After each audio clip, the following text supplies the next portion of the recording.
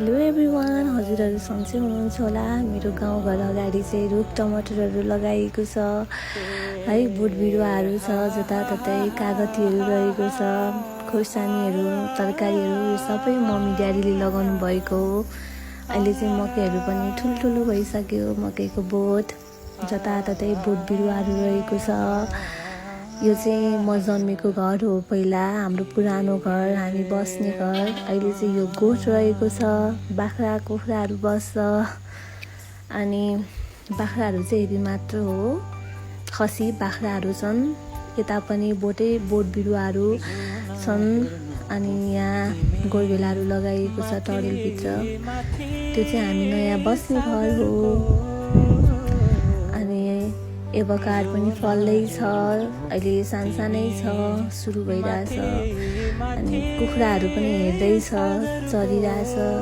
मम्मीले चाहिँ आफ्नै बारीबाट सिमी टिपेर ल्याउँदै हुनुहुन्छ है।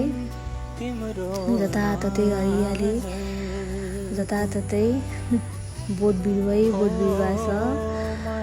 अनि यो चाहिँ ट्र्याक्टर, हाम्रो खेतबारी जोत्ने ट्र्याक्टर हो। यो चाहिँ घरमै धान कुट्ने, मकै कुट्ने मेसिन हो हाम्रो।